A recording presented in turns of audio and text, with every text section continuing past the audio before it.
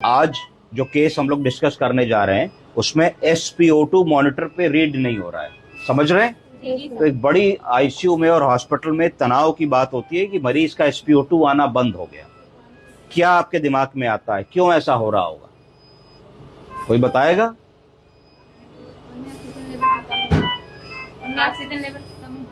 Oxygen level कम है तो कम बताएगा ना, बताना बंद क्यों कर देगा? अगर मॉनिटर में देखें तो ऊपर पल्स आ रही है 101, पीली वाली लकीर जो SpO2 बताती वो सीधी आ रही है, और उसके नीचे रेस्पिरेटरी रेट 24 का ग्राफ बन रहा है, उसके नीचे बीपी आ रहा है 98/39। इतने खाने तो आ रहे हैं, हमारा SpO2 नहीं नप रहा है। SpO2 नपने के लिए जरूरी था कि उसमें भी पीले रंग का ग्राफ बनता, जैसा सफेद वाला ग्राफ बन रहा है या ECG का ग्राफ बन रहा है, ठीक है। तो इंफॉर्मेशन जब मशीन में जाती तो वो आउटपुट देता है ना, तो इंफॉर्मेशन नहीं जा रही है। इसका क्या मतलब है? इसका ये मतलब है कि जो SpO2 का प्रोब हमारा लगा है मरीज के हाथ में, यहाँ पे ये ठीक लगा है, मैंने देखा हाथ हिला तो कुछ SpO2 में थोड़ी सी रीडिंग आई जो कि गलत है, फिर अभी चली जाएगी। तो इसका मतलब ये है कि मशीन का जो SpO2 का सेंसर है वो सेंसर वो इंफॉर्मेशन नहीं पा रहा है जो मशीन प्रोसेस करके दिखाए। तो ऐसा क्यों है? ऐसा इसलिए है कि मरीज को बीपी बहुत लो था। जब बीपी लो था तो हमने बीपी बढ़ाने की दवा लगाई जिसको कहते हैं वैसोप्रेसर। क्या कहते हैं? वैसोप्रेसर।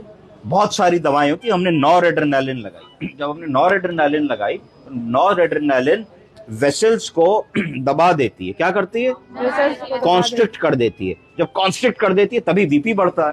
तो जब इसने वेसल को कॉन्स्ट्रिक्ट किया तो जो छोटी पेरिफेरीज होती हैं यहाँ की भी नसों को कस के दबा दिया। तो जब नसों को कस के दबा दिया तो उंगलियां नीली पड़ने लगती हैं, और उंगलियां जब नीली पड़ने लगती हैं तो इसका मतलब है कि उन छोटी नसों में रक्त का प्रवाह नहीं हो पा रहा है।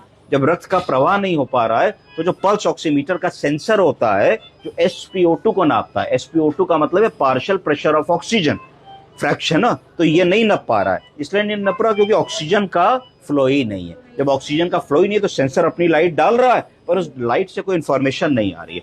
तो इस केस में आपके पास दो विकल्प होते हैं, एक ABG करके देखें कि ABG में क्या आ रहा है। अगर मान लो ABG में आपका SpO2 जो है और SO2 दो चीजें देखी जा सकती हैं, SpO2 और SO2। अगर दोनों चीजें नॉर्मल आ रही हैं तो इसका मतलब यह है कि आपके पेशेंट का SpO2 है तो बढ़िया, पर वैजो कॉन्स्ट्रिक्शन के कारण नप नहीं रहा है। क्योंकि अगर किसी का SpO2 बहुत ही कम होता है तो उसकी ब्रीदिंग खराब होगी, वो पेशेंट सीरियस लगने लगेगा, नीला लगने लगेगा, ऐसा इनमें नहीं हो रहा है। तो ये कॉमन प्रॉब्लम है। इस कॉमन प्रॉब्लम को रिजॉल्व करने के लिए हमें क्या करना है? अगर हो सके तो हमें वैजोप्रेसर्स की डोज को थोड़ा कम करना है। हमको और एंगल देखना है कि वैजोप्रेशर को कम करे तो बीपी को बढ़ाने के लिए हम क्या कर सकते हैं। कई बार ऐसा होता है कोलॉइड्स दे सकते हैं। कोलॉइड यानी कि थिक सब्सटेंस। थिक सब्सटेंस का मतलब है प्लाज्मा, एल्ब्यूमिन, ब्लड ट्रांसफ्यूजन। जब ऐसी चीजें तुम मरीज को चढ़ाते हो तो वो चीजें मोटी होती हैं, थिक होती हैं, विस्कस होती हैं, शहद जैसी होती हैं।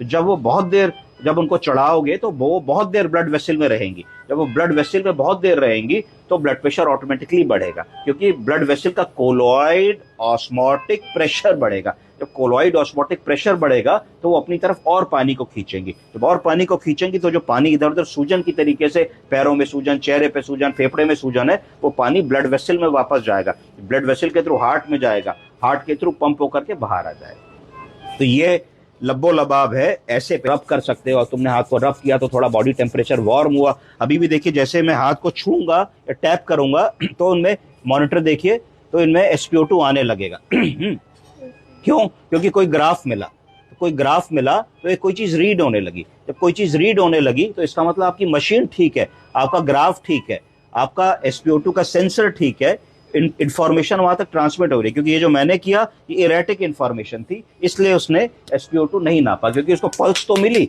पर उसको ब्लड नहीं मिला तो वो नाप नहीं पाया, है ना। तो ये जो 72 या 73 दे रहा है ये एक इरेटिक इंफॉर्मेशन है। तो आप एकदम से परेशान हो जाते, फोन करेंगे डॉक्टर को, सर SpO2 गया, सर SpO2 50 आ रहा है, 60 आ रहा है, पर सिर्फ ये कहना ही ठीक नहीं है। और कई बार ऐसा होता है तो पल्स ऑक्सीमीटर को ईयर लोब पे भी लगा सकते हैं, जैसे बच्चों के ईयर लोब पे लगाते हैं, क्योंकि यहाँ की ब्लड सप्लाई बहुत अच्छी होती है। तो हो सकता है कि SpO2 रीड होना शुरू हो जाए। ये बात आई, SpO2 अगर नहीं आ रहा तो उसमें क्या कारण है। क्या आप कर सकते हैं। समझे आप लोग? Thank you.